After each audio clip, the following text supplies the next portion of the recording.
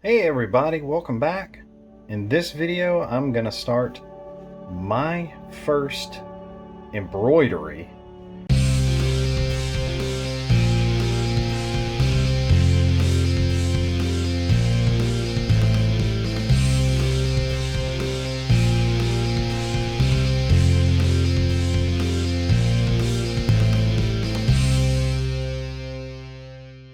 This is a stamp embroidery kit.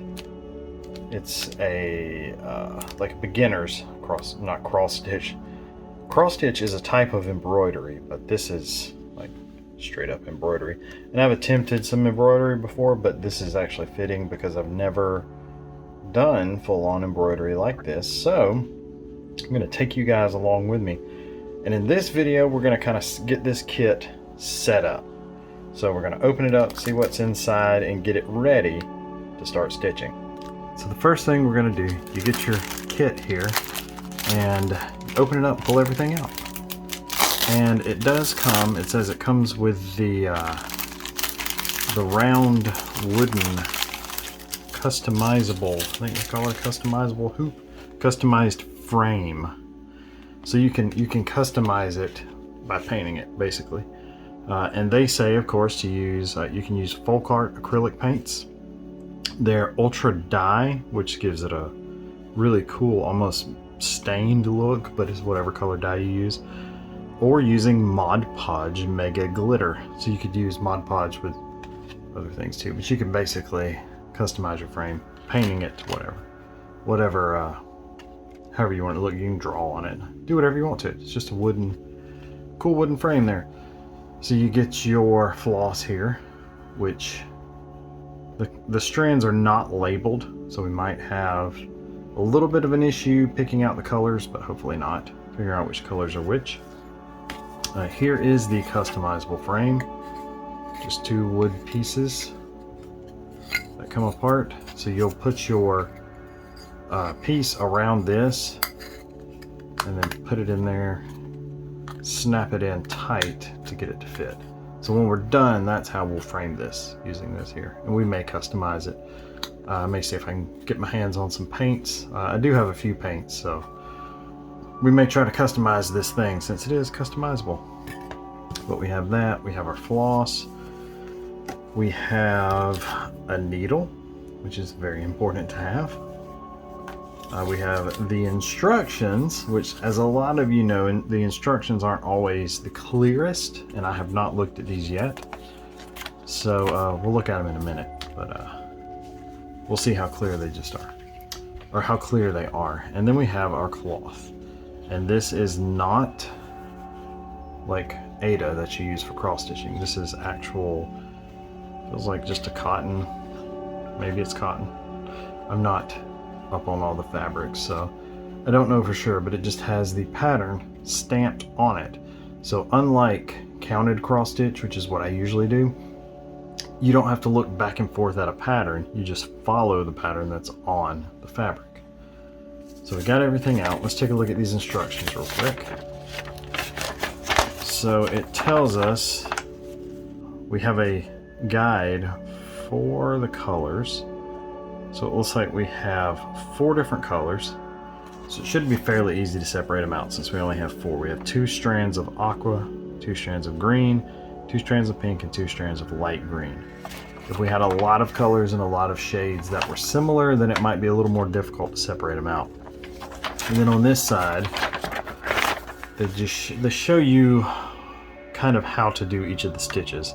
So this is a back stitch, and it looks pretty much like a back stitch you would do in cross stitching. An outline stitch also looks similar to a back stitch, but if you look at them, you can kind of see the difference that an outline stitch or a back stitch is straight, and the outline stitch is a little bit at an angle. And then we have a satin stitch, which is just going across the design, and we have a straight stitch, which is, like it says, just a straight stitch. So on the back side, you have a little set of instructions back here, and like I said, the instructions aren't always the clearest because, like, this says stretch fabric, okay, It just tells you to stretch it. And they're obviously putting it in a hoop to keep your fabric stretched. Cut into 18-inch. So it looks like they're cutting the floss into 18-inch segments. I will probably just use them in the whatever length they're in already. Separate strands. Of course, this doesn't tell you what strands. The chart on the other side, the color chart, should tell us how many strands to use for each stitch. Thread needle, okay.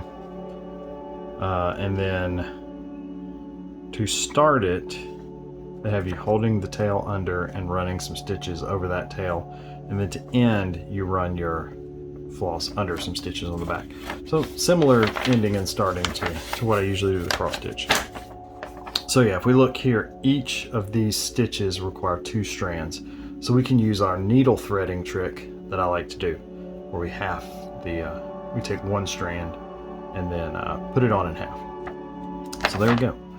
So there's our instructions. And if we look at the chart here, this also tells us which stitches to use on the pattern, because that part is not labeled on our pattern here. We just have the pattern. So we see the pot down here are the line stitches, which is a back stitch. So for the pot, we're going to do back stitching. For all of the flowers and for this chevron type design on the pot, we will use the satin stitch, which will basically just be filling in all that gap. And we can look at the picture. We can also compare that to the picture on the front, and we can see that. You can see these are back stitches. This is what a satin stitch looks like. And then we can see, if we look here at the cactus, it's the lighter straight lines. So we look down at the lighter straight line here, and we see that is an outline stitch. So that's going to be your angled stitches. And if you look at the cactus here, you can see they look similar to back stitches, but not quite. See, there's a little bit of difference. There's a little bit of angle to them. And then the last stitch are all the prickles of the cactus. And those are the straight stitches down here. Which if you look here, they're just straight stitches. So should be a fairly simple piece. So the first thing we're gonna do, we've gotten everything out of the package. I'm going to try to get this in a hoop. I'm hoping my hoop is not too big, because this is the smallest hoop that I currently have. And in my other video, I did a comparison of different things I like to use when stitching to hold my fabrics. And I typically don't use hoops. You see, this fabric barely fits in this hoop. So this hoop's really a little too big. But we're going to try to make it work. So, you loosen it up a little bit more. I'm going to try to get it in here. Let's try laying it down. Get this floss out of the way, get the needle out of the way. Okay, you'll see just how much trouble this can be. Okay, got it loose. Open it up. Place it down, and you see, because it's too small, you get your fabric not going all the way through. So we're just going to try to pull it as tight as we can. I'm going to tighten it up a little bit, and then just kind of work it until we can get it as tight as we can in here. I'm just going around and pulling. I don't have my hoop all the way tight yet. And like I said, this isn't going to be perfect on here because this hoop is too big. I'm going to tighten it down a little bit more. But really all we want is the fabric that we're stitching on to be taut. So it's still pretty loose. Still pretty loose. Let's tighten it up some more. Pull these corners. So if I have a little bit hanging out right here, that should be fine because I'm not stitching on that part. I'm mostly concerned with this design right here. And that's still pretty loose. It's a little too loose for my liking. Wow. Yeah, I may have to get a smaller hoop for this.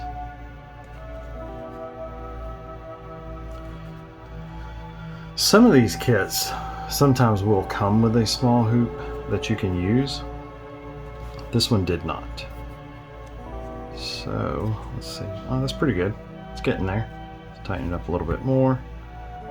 Pull on it a little bit more. Thankfully, this frame we have back here only covers the design, because we're going to have all this extra fabric that might end up getting a little creased and stuff that we'll have to cut off. That's getting pretty tight. I'm going to pull on this a little bit more and just see if I can get it tighter.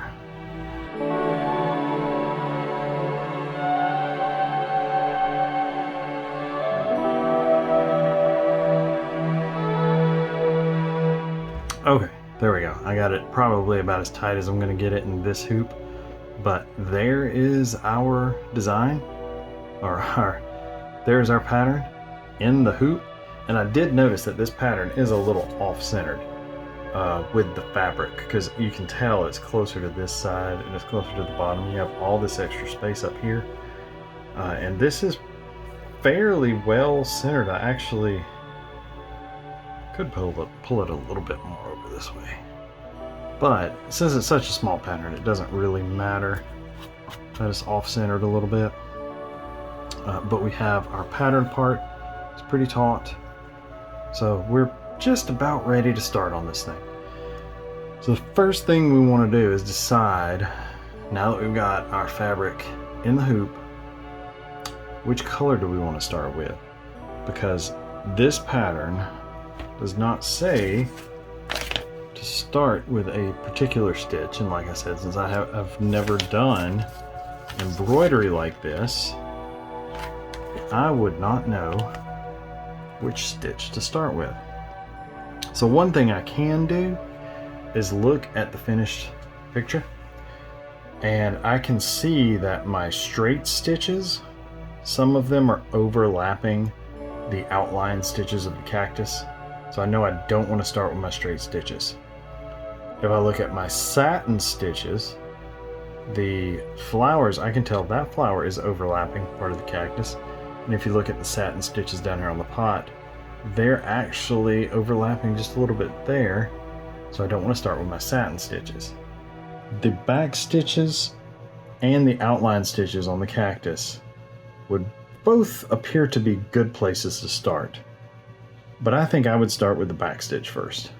So if we're going to start with the back stitches, we have to go down here and see what color are the back stitches. They're aqua. So we'll go to our floss and we will untie this knot, and we will separate out all of our strands into the 4 different colors. So they're all folded over here. They're all folded over again. And it said to cut these into 18 inches, but I'm not. I'm just going to use 1 strand at a time. So we have 2 what appear to be dark greens here. We'll pull those out.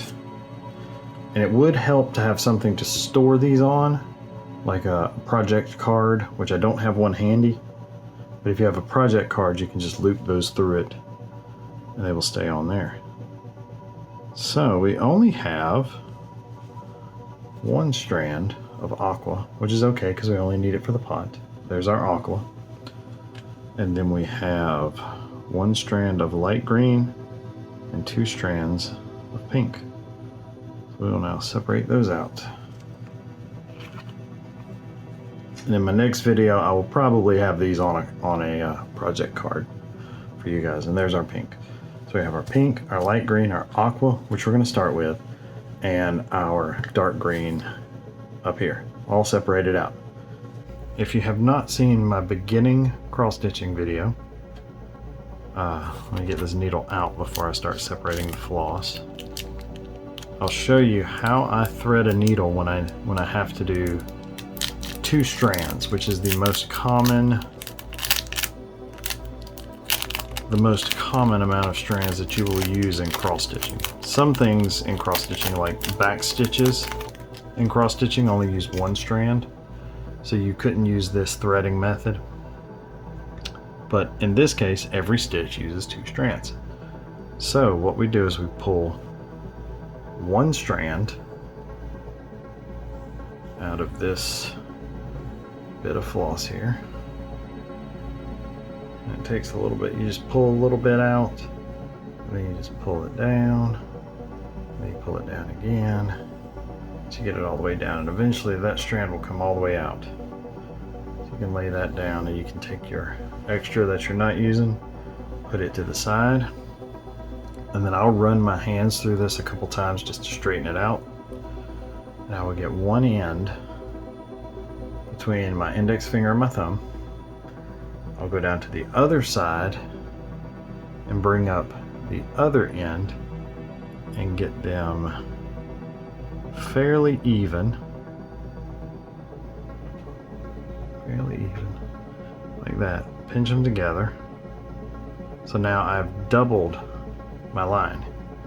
So then I pull that through until I get down to where I have a loop. So I have the 2 ends in this hand, and I have the middle of that strand in this hand. So then I will kind of crease it a little bit so I can get it through the eye of the needle.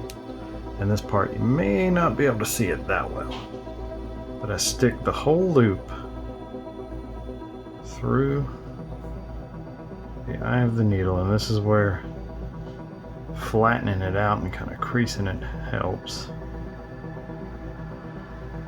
Try to get that in the frame for you. So you stick this through, and it's not wanting to go through this needle. This needle has a very small eye.